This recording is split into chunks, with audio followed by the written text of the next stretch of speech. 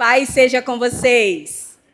Que bom que você está aqui, que bom que você veio, que alegria receber você em mais um culto, oração e palavra. Sejam todos muito bem-vindos. Fale com a pessoa que está perto de você, mas não fale de qualquer jeito. Já disse que você tem que vir terça-feira com uma palavra para liberar sobre a vida do seu irmão. Você que é cheio do Espírito Santo, cheio da presença de Deus. Libere uma palavra aí sobre a vida do teu irmão. Fale assim, com uma voz de profeta. Libere uma palavra sobre a vida dele. Amém. Graças a Deus. Quantos vieram aqui nessa noite por causa de Jesus? Diga amém. Então, abra sua Bíblia comigo, por favor. Lá em 1 Coríntios, no capítulo 2.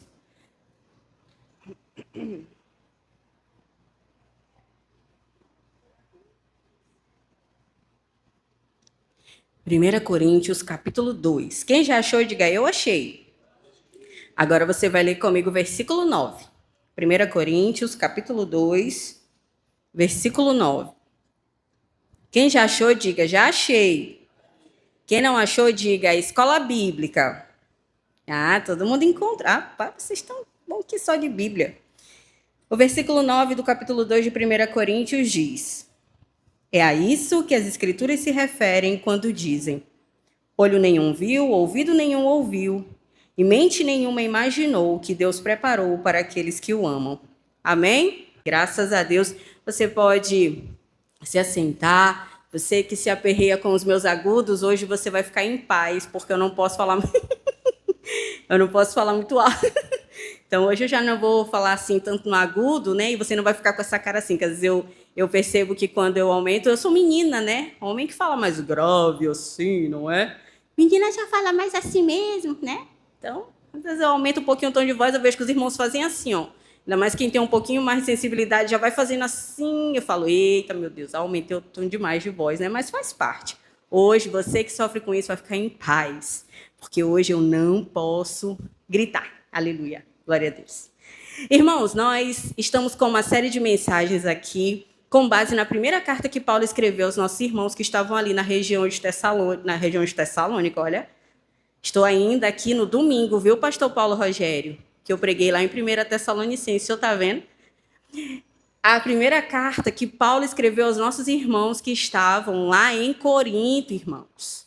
E nós já temos visto que essa não foi a primeira carta que Paulo escreveu àqueles irmãos. Há um registro que se perdeu pela maneira como Paulo escreve a carta, se referindo a orientações anteriores a esta. Provavelmente esta não é a primeira carta que ele envia aos irmãos ali com orientações. O fato é que ela não entrou no cânon, não está registrado aqui, e Deus permitiu que nós tivéssemos acesso a essas orientações que estão aqui a partir dessa carta que nós estamos expondo às terças-feiras. Nós temos avançado no conhecimento de Deus. Aqui na terça-feira a gente não trabalha temas isolados da palavra de Deus, porque nós entendemos que toda a Bíblia, de Gênesis a Apocalipse, contém o conselho de Deus. A mente de Deus está revelada nas Sagradas Escrituras. Então, de Gênesis a Apocalipse, Deus fala. De Gênesis a Apocalipse, Deus nos ensina, revela a sua vontade, nos permite acessar os seus pensamentos. Olha que privilégio. Olha como nós somos privilegiados. Deus permite que o conheçamos, que saibamos quem Ele é, um Deus poderoso, um Deus transcendente, um Deus que está acima de tudo, que se permite conhecer, que se permite ser estudado, né? Se permite ser conhecido. Conhecemos em totalidade? Não, porque isso só vai acontecer na glória, quando estivermos com Ele vivendo eternamente, não é mesmo? Agora conhecemos em parte, muitas coisas, inclusive, não temos respostas, mas pela fé nós temos andado sobre a palavra de Deus, crendo que a palavra de Deus é a verdade e é tudo que nós precisamos para permanecermos no caminho de Deus conforme a sua vontade.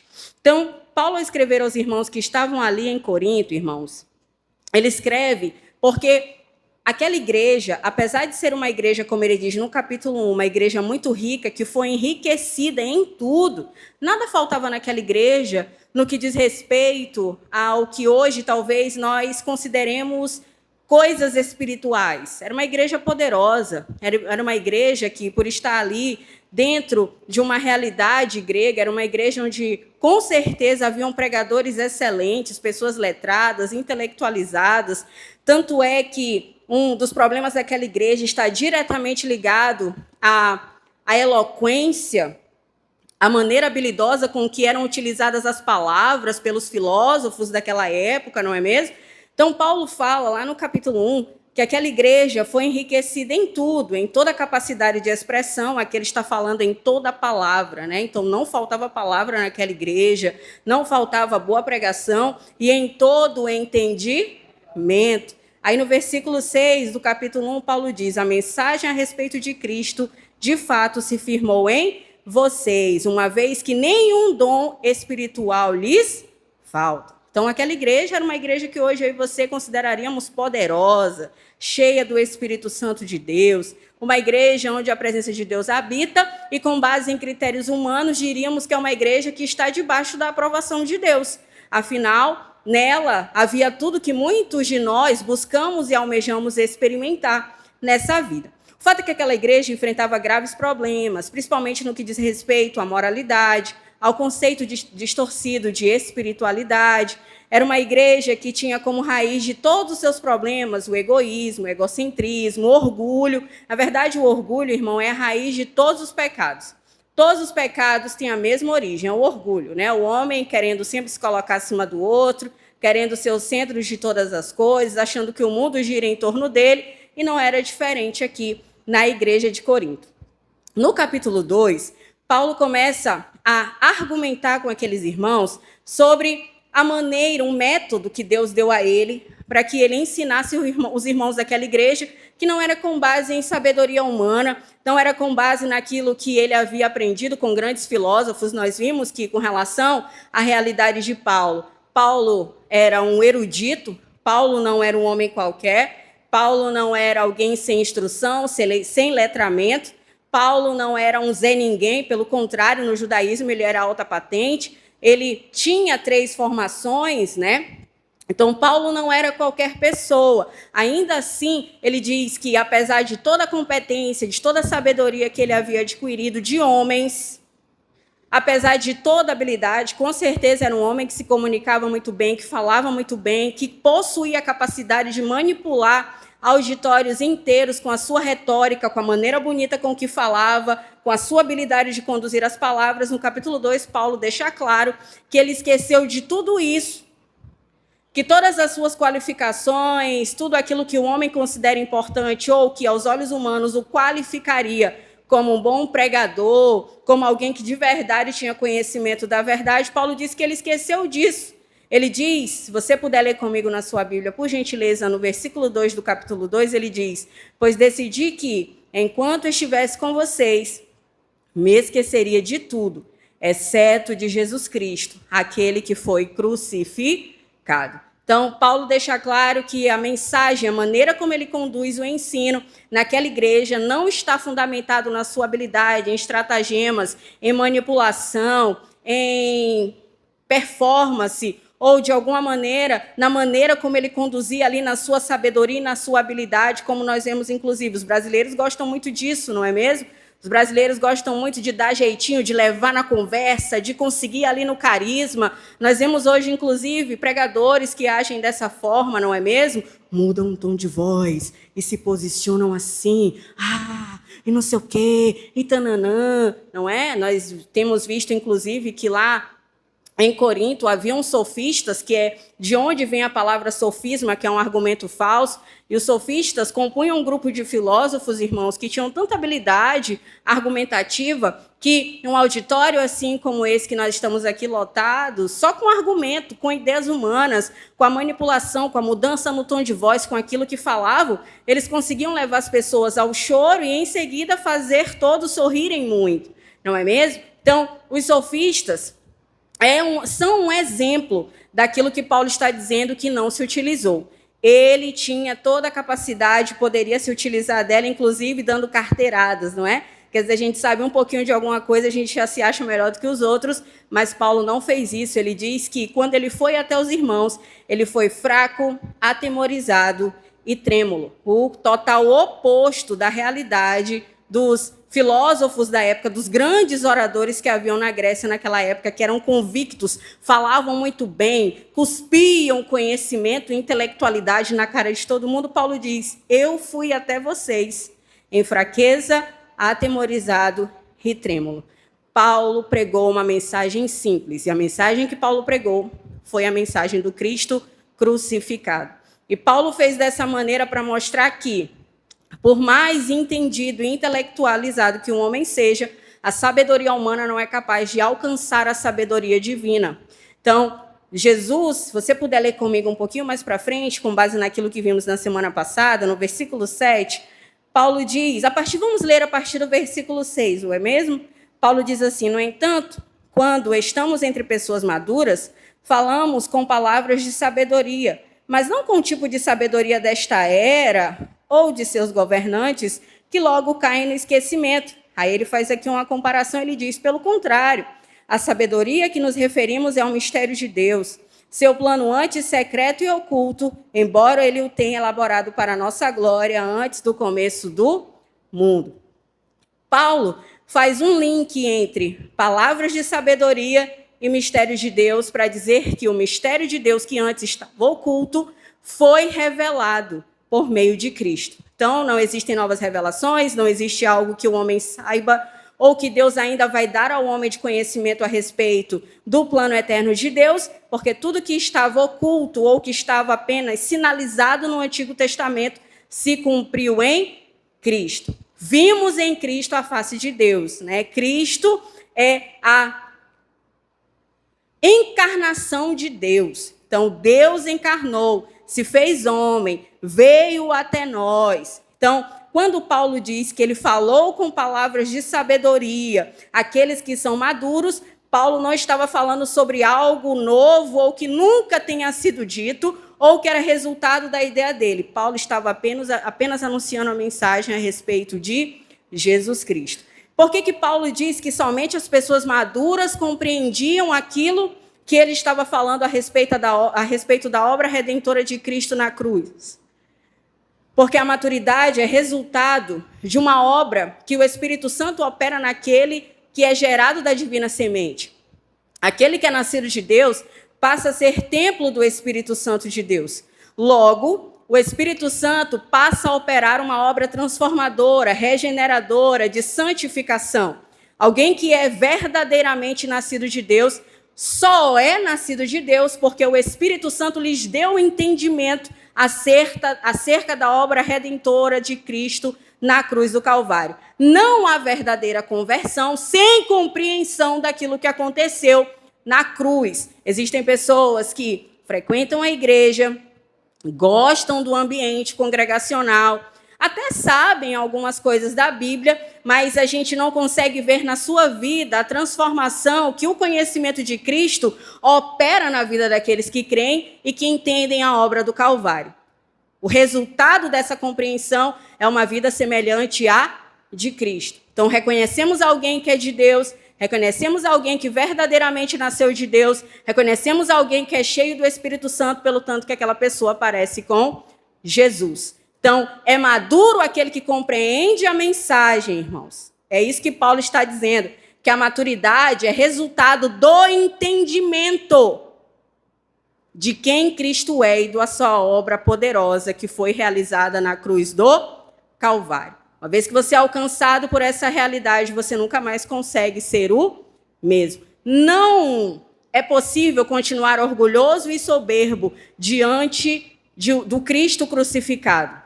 O homem, principalmente ali dentro da realidade dos irmãos que estavam ali em Corinto, os homens se julgavam melhores do que os outros pelas suas qualificações. Os coríntios beiravam o ridículo, inclusive, em valorizar status, influência e riquezas, visto que a maioria dos membros daquela igreja, Paulo argumenta sobre isso no capítulo 1, não possuía nada daquilo. Não eram muito sábios, não eram influentes, não eram poderosos, não eram ricos, mas ainda assim achavam que nisso, de alguma maneira, estava a aprovação de Deus com relação a alguém, ou que esse critério é que determinava quem Deus escolheria para ser salvo ou não. Paulo contra-argumenta isso também, pois você que não veio durante o capítulo 1, você pode recapitular aí na sua Bíblia. Então, na semana passada, nós vimos exatamente isso. Vimos que a maturidade é fruto desse entendimento, da compreensão da obra redentora de Cristo na cruz. Não há possibilidade de alguém continuar soberbo e orgulhoso diante do Cristo crucificado, porque o que nós vemos na cruz é um homem morto. É isso que nós vemos na cruz. É dessa maneira que Deus vê o homem. Não há no homem, irmão, justiça própria. Não há no homem a capacidade de salvar a si mesmo. A única coisa que o homem merece é a justiça de Deus, é a ira de Deus, é a condenação eterna. Por isso Cristo morreu, né? Morreu em nosso lugar, bebeu o cálice da ira de Deus. É o que nós vimos nas Sagradas Escrituras. Então, você quer saber o que o homem pensa de Deus e do seu conhecimento e da sua sabedoria e daquilo que ele acha que sabe mais, inclusive, do que Deus, é só você olhar para a cruz, porque o que tem lá é um homem morto. E na cruz está o ápice da sabedoria de Deus, que naturalmente ninguém consegue entender. Somente aqueles que são convencidos pelo Espírito Santo. Por isso que às vezes você tenta argumentar com alguém que ainda não é nascido de Deus ou que não recebeu a revelação de Deus acerca daquilo que você crê, e aí você acaba entrando numa discussão que é sem fim, já vai para a ofensa, e aí você já começa a perder a sua paz, porque não tem como você falar a respeito de algo que está oculto àqueles que ainda não foi tirado o véu, né? Porque isso é que é revelação. Revelação é tirar o véu. Então, antes estava encoberto, mas no momento em que o Espírito Santo nos mostra Jesus, esse véu é tirado, então a gente passa a ver o nosso pecado, ver as nossas mazelas, ver o quanto que a gente é merecedor do inferno, ver o quanto que a gente não é nada, ver o quanto que a nossa justiça é como trapos de imundícia. Então, por isso é que a palavra de Deus diz que é o Espírito Santo quem convence o homem do pecado, da justiça e do juízo. Paulo diz que ele não falou com todo mundo sobre essa sabedoria, não que ele tenha pregado mensagens diferentes. O que Paulo está dizendo é que quem entendeu a sabedoria sobre a qual ele falava eram aqueles que de verdade haviam nascido para uma nova vida com Deus. Aqueles que não são convertidos de verdade ou que de verdade não tiveram um encontro com o Senhor não conseguem compreender a grandiosidade do plano eterno de Deus. Continuam vivendo como se nunca tivessem conhecido a Deus. Continuam soberbos, arrogantes, se sentindo melhor do que os outros, vivendo uma vida pecaminosa, uma vida dupla. Por quê? Porque só é convencido mesmo aquele que é convencido pelo Espírito. É isso que Paulo está dizendo. E aí ele continua no versículo 6 falando: falamos com palavra de sabedoria, mas não com o tipo de sabedoria desta era e de seus governantes. Por quê? Ele diz que a sabedoria desta era e dos governantes, irmãos, caminha para o fim, assim como este mundo e tudo que nele existe. Tudo que nós sabemos, os diplomas, o status, as posições, a valorização humana, mais alto que você subir nessa vida, tudo isso será destruído, irmãos. E é importante que nós tenhamos um entendimento acerca disso, porque às vezes a gente se apega demais a essa vida e se esquece que mais importante é acumular tesouros no céu, o mais importante é garantir a vida eterna com o Senhor. Então, Paulo está dizendo que ele se utilizou da sabedoria que é divina e que só entende aqueles que são nascidos de Deus, porque se ele utilizasse uma sabedoria qualquer, um entendimento qualquer, ou se ele se utilizasse apenas da sua capacidade, da sua habilidade de convencer com argumentos humanos, com base talvez naquilo que as pessoas quisessem ouvir, ou no quanto que ele tinha de conhecimento, as pessoas não se converteriam a Cristo verdadeiramente, mas se converteriam a Paulo, mas se converteriam ao pregador. Assim como acontece muito hoje, né, de as pessoas nem conhecerem a Jesus, porque só o conhecem a partir daquilo que o seu pregador favorito fala, a partir daquilo que o seu teólogo predileto fala, a partir daquilo que aquela irmãzinha que está mais tempo na igreja fala. Essas pessoas acabam não crescendo e não desfrutando da plenitude de um relacionamento com Deus, porque só consegue avançar esse nível para experimentar a verdadeira maturidade aqueles que de verdade são nascidos de Deus, que foram convencidos pelo Espírito.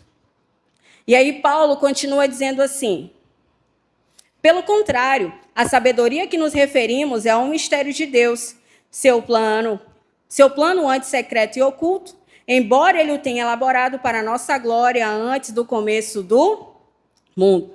Paulo está dizendo que o que antes estava oculto agora é revelado por meio da obra de Cristo no Calvário.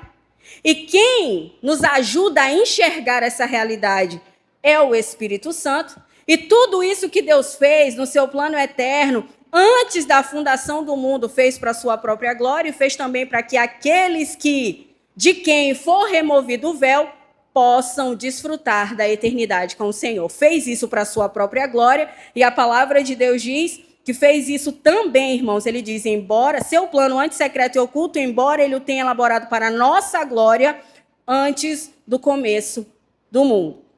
E aí, no versículo 8, se você puder ler comigo, por gentileza, na sua Bíblia, diz o seguinte: os governantes desta era, por sua vez, não a entenderam, pois se a houvessem entendido, não teriam crucificado o Senhor da glória. Mais uma vez, Paulo diz que toda a sabedoria que estava naqueles que estavam em posição de influência e de poder e de autoridade na sociedade, toda a sabedoria que o homem ou que eles possuíam e que as pessoas valorizavam, não deu a eles a capacidade de ver a Cristo, de entender o que Jesus fez. Naturalmente, o homem não consegue compreender, ao contrário, vai questionar. Ao contrário, vai levar isso para um debate, vai levar isso para extremos, vai levar isso para ridicularização. Mas para quê? Porque esse Deus tão bom matou o filho. Quem nunca ouviu isso, gente? Matou o filho, mas que sádico. Que Deus malvado, não tem nada de bondade nisso. E quem não aceitar vai para o inferno? Tem prazer na desgraça dos outros? Gente, eu já ouvi de tudo que você possa imaginar. Quando você vai expressar, falar sobre o plano eterno de Deus, aquele que tem em si mesmo a sua salvação, ou que acha que naquilo que adquiriu, ou no nível de intelectualidade talvez que alcançou, ou nas coisas que conquistou, acha que nisso está garantida a sua salvação, não aceita a mensagem. Fica com o coração endurecido, não é mesmo? E isso, irmãos, é falta de revelação. Sempre que você for pregar o evangelho para alguém, peça a Jesus que te ajude. Peça ao Espírito Santo que coloque aí um temperinho nas palavras que você vai falar, um temperinho do Espírito Santo mesmo, viu, irmão? Para que quando você liberar a mensagem do evangelho, aquela pessoa seja de verdade convencida acerca da verdade. Não na força do braço, não é assim que a gente consegue. Não é no nosso carisma, e até no carisma e em palavras assim, que você envolva aquela pessoa, você pode até conseguir. Eu lembro que uma vez uma pessoa disse assim, eu não concordo com esse negócio de convidar a pessoa para ir na frente, para entregar a vida a Jesus. Para mim o ponto não é esse, irmãos. O ponto não é esse. O ponto é o que vem antes disso. Que se você prega o evangelho, se você prega o Cristo crucificado, se você diz que não tem outra maneira de alguém ser salvo, a não ser se arrependendo e crendo em Jesus como único e suficiente salvador da sua vida, depois você pergunta assim, quem ouviu essa mensagem e quer entregar a vida a Jesus? Essa pessoa vem, não tem problema nenhum com a pergunta. O problema é quando o que vem antes do apelo é emocionalismo, é manipulação, é uma mensagem que tem o foco no ser humano. É uma mensagem que exalta o homem, é uma mensagem que promete uma vida boa, que Cristo em nenhum momento prometeu, a não ser na era vindoura. Olha, eu levantando o tom de voz, não posso, vou ficar sem voz. Então, eu e você, irmãos, não temos que implicar com o convite. Quem quer entregar a vida a Jesus? Não implique com isso, se preocupe com o que é pregado antes disso. Porque se é pregado Cristo, e alguém ouviu aquela mensagem, ardeu no seu coração e falou, meu Deus, eu não valho nada mesmo, eu preciso desse Jesus. E você diz, quem quer entregar aí aquela pessoa aqui? De quem? O véu foi tirado, irmãos. Você consegue entender que sempre que alguém entrega a vida a Jesus, Cristo foi revelado àquela pessoa? Isso é muito poderoso, por isso que a gente fica tudo aqui doido, aqui ainda alguém entrega a vida a Jesus. Ah! No dia do batismo todo mundo fica... Ah! Não tem milagre maior do que esse, a pessoa estava cega. A pessoa não via, estava perdida, caminhando para a destruição eterna. Mas um dia ouviu falar sobre Jesus, o Espírito Santo foi lá e tirou a cegueira daquela pessoa. O Espírito Santo foi lá e revelou Jesus àquela pessoa. Aquela pessoa estava morta e passou a ter vida. Não tem milagre maior do que esse. Por isso que eu e você precisamos nos empenhar. Jesus conta com a gente, viu? Tem muita gente que ainda está cego, perdido, andando desbaratinado porque está com o rosto coberto com um véu. E nós somos os agentes do reino de Deus. Aqueles que anunciam a boa notícia a respeito de Cristo. E aí, Paulo, se você puder acompanhar comigo a leitura na sua Bíblia, por favor. Ele diz assim, no versículo 9. É a isso que as Escrituras se referem quando dizem: olho nenhum viu, ouvido nenhum ouviu, e mente nenhuma imaginou que Deus preparou para aqueles, o que Deus preparou para aqueles que o amam. E com certeza você já ouviu esse texto e, obviamente, você diretamente o liga à eternidade, ao céu. Mas o que olho nenhum viu, ouvido nenhum ouviu e mente nenhuma imaginou, está se referindo a Cristo. Está se referindo ao Cristo crucificado. O céu não é nada sem Cristo, irmãos. O céu não é nada sem Jesus. O grande lance do céu é Jesus, irmãos. E algo que eu e você precisamos entender mesmo com relação à eternidade é uma motivação. O que a gente espera? Por que a gente anseia? Por que a gente deseja tanto que esse dia chegue? Quando você diz Maranata, você diz isso por quê? Porque você quer se livrar das dificuldades, dos problemas momentâneos, uma fase ruim que você está enfrentando, porque você olha pela janela e vê o mundo um caos, se autodestruindo, é porque você teme pela sua vida, é porque você teme pela vida dos seus. Qual é o motivo? Eu lembro que uma vez eu estava num culto infantil, uma irmã que nem está mais aqui em nossa igreja, e ela disse para as crianças assim: o que é ir para o céu? E aí as crianças...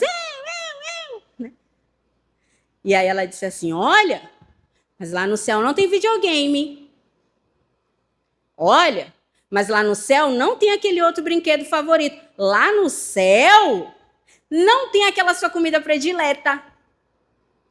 E as crianças já ficaram meio assim. O que te motiva a desejar o céu? Deve ser Cristo. Cristo é a melhor coisa que Deus já nos deu, irmãos. Ele não nos deve mais nada. Porque ele já nos deu tudo que precisamos. Ele já nos deu Jesus. O que nenhum olho viu, irmãos. Ouvido nenhum ouviu e mente nenhuma imaginou que Deus preparou para nós, agora, os que cremos. Aqueles a quem Cristo nos foi revelado, a quem Cristo se revelou, irmãos. Deus preparou tudo isso. Deus preparou Cristo. Você vê a grandiosidade do amor de Deus? Porque a gente não merece isso. Deus preparou para nós, os que o amam, Jesus Cristo. O plano perfeito de Deus, o plano eterno de Deus. Porque Deus planejou antes da fundação do mundo que assim seria. Tudo isso ele fez para a sua própria glória. E dentro do seu plano eterno, ele escolheu, irmãos, ele decidiu que nos amaria de forma incondicional e que nós viveríamos com ele eternamente. Mas a gente acha que a gente não é nada. A gente acha que Deus ainda nos deve alguma coisa. Tudo que nós precisamos está em Cristo. E aí no versículo 10, se você puder ler comigo, por gentileza, queridos. No versículo 10 ele diz: mas foi a nós que Deus revelou estas coisas por seu Espírito. Pois o Espírito sonda todas as coisas, até os segredos mais profundos de Deus. Não é possível conhecer a Cristo sem o Espírito Santo. Não é possível amadurecer sem o Espírito Santo. Não é possível ter um relacionamento com Deus sem o Espírito Santo, porque é Ele quem nos revela Cristo, é Ele que nos dá entendimento sobre a palavra, é Ele quem nos aponta a direção com base naquilo que já está revelado. E aí Paulo diz, porque no versículo 11 ele diz assim: pois quem conhece os pensamentos de uma pessoa, senão o próprio espírito dela? O Espírito Santo é um com Deus. Ele nos revela Cristo. Ele nos fala a respeito de Cristo, que é Deus, porque o Espírito Santo também é Deus. E a nós, ele nos foi dado como um penhor, uma garantia de que nós temos um dono, que nós somos propriedade exclusiva de Deus e que ele voltará para nos buscar. O Espírito Santo é essa garantia para a igreja, irmãos. É como um anel de noivado, né? Tem um pregador que eu gosto muito que usa essa ilustração e ela cabe perfeitamente. Você dá um anel de noivado para alguém, você sabe o que vem depois disso, não é mesmo? Você aguarda aquele dia, você se prepara para aquele dia, a garantia de que haverá um casamento. Aquele anel simboliza um compromisso, de que um casamento vai acontecer. Da mesma maneira, no dia em que Jesus voltar, a noiva vai se encontrar com o noivo, irmãos. E nós viveremos com ele eternamente. O Espírito Santo não é uma energia, não é uma força, não é uma sensação que se sente em uma agenda ou outra. Não é uma manifestação sobrenatural. O Espírito Santo é uma pessoa. E eu e você devemos buscar nos relacionar com ele, cultivarmos um relacionamento com ele. Até no credo apostólico mesmo, o Espírito Santo ficou assim meio café com leite, né? Crê em Deus Pai Todo-Poderoso, Criador dos céus e da terra, e em seu único Filho Jesus Cristo, nosso Senhor, que foi concebido pelo poder do Espírito Santo, nasceu da Virgem Maria, padeceu sob Pôncio Pilatos, foi crucificado, morto e sepultado, desceu à mansão dos mortos, ressuscitou ao terceiro dia, subiu aos céus, está assentado à direita de Deus Pai Todo-Poderoso, de onde há de vir julgar vivos e mortos, né? Aí, essa parte aqui eu já me embolo, sempre a Daniela que me ajuda. Creio no Espírito Santo, ponto. Aí já pula, né? Porque quando vai falar de Deus, creio em Deus Pai Todo-Poderoso, Criador dos céus e da terra, em seu único Filho Jesus Cristo, nosso Senhor, que foi concebido pelo poder do Espírito Santo, nasceu da Virgem Maria. Aí quando chega no Espírito Santo, creio no Espírito Santo, ponto.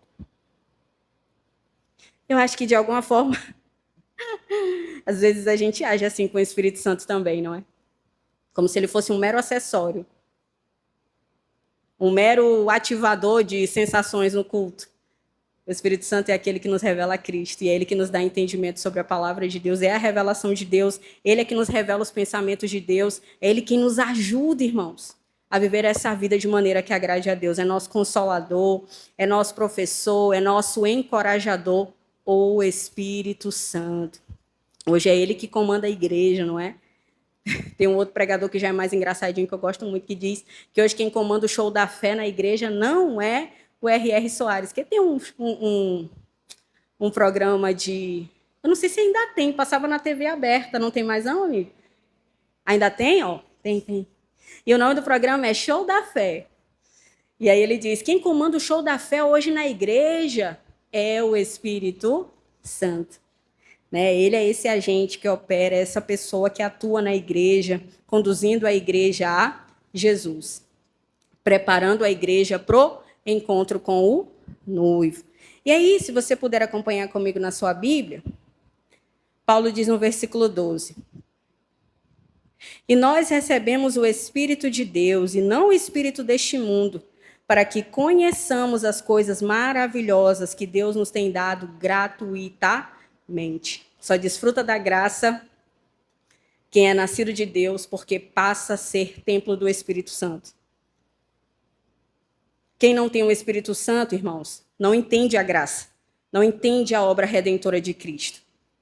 Por isso que Paulo diz, e nós recebemos o Espírito de Deus e não o Espírito deste mundo, para que conheçamos para que nos é dado o Espírito, irmãos. Há um propósito mais importante do que as manifestações, porque Paulo está aqui confrontando o entendimento errado que as pessoas tinham sobre a verdadeira espiritualidade. Paulo está ensinando o que é ser espiritual de verdade, não é mesmo? Ser espiritual de verdade, ser cheio do Espírito Santo de verdade, é ser parecido com Jesus.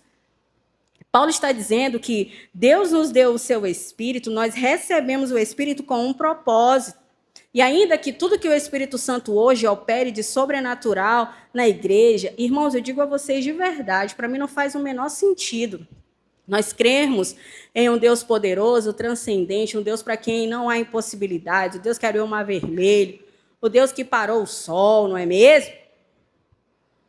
O Deus que fez da estéril mãe de filhos. O Deus que enviou todas aquelas pragas, o Deus que fez uma virgem gerar uma criança, o Deus que nos deu vida eterna, é um Deus poderoso. Não há ninguém como o Deus o qual nós cremos.